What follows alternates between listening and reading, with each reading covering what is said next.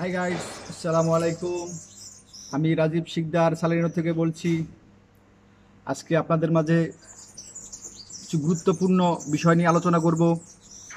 বিশেষ আলোচনার ভিতরে হচ্ছে যে ইটালির গভর্নমেন্ট এখন সকল অবৈধদের বৈধতা করার জন্য বিশেষভাবে আলোচনা করছে এবং প্রায় আলোচনার সর্বশেষে চলে আসছে। আজকের যে নিউজ, এই নিউজ অনুসারে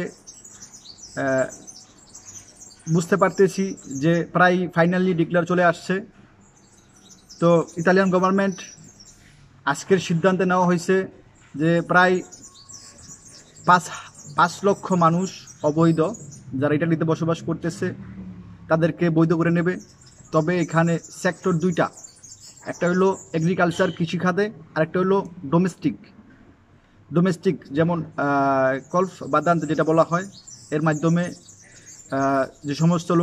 যে সমস্ত অবৈধরা এদেশে বসবাস করতেছেন তাদেরকে বৈধ করে নেওয়ার একটা সুযোগ আসছে।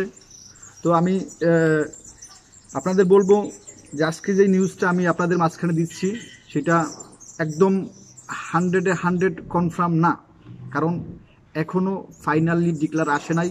আপনারা ফাইনালি ডিক্লার আসার পর্যন্ত ওয়েট করবেন, হয়তো বা এর পরিবর্তে আবার তাদের মতবাদ চেঞ্জ হইতে পারে, ঠিক আছে, পরিবর্তন আসতে পারে। তো আজকের যে নিউজ, সেই নিউজ অনুসারে আমি আপনাদের মাঝে যে তথ্যগুলো দিচ্ছি সেটা হলো যে সরকার প্রায় ফাইনাল ডিক্লার দেওয়ার কাছাকাছি চলে আসছে। তো আমি আপনাদের বলবো যে প্রথমত যদি কোনো ব্যক্তি কোনো কন্ট্যাক্ট না থাকে, তো বিশেষ করে এগ্রিকালচার অর্থাৎ মানে কৃষিখাতে অথবা ডোমেস্টিকের এরকম একটা কন্ট্যাক্ট জোগাড় করবেন। তো গভর্নমেন্ট যে চিন্তাটা করতেছে সেটা হলো প্রথম অবস্থায় আপনাকে 6 মাসের একটা সৌজন্য দেওয়ার জন্য চিন্তা ভাবনা করতেছে টেম্পোরালি।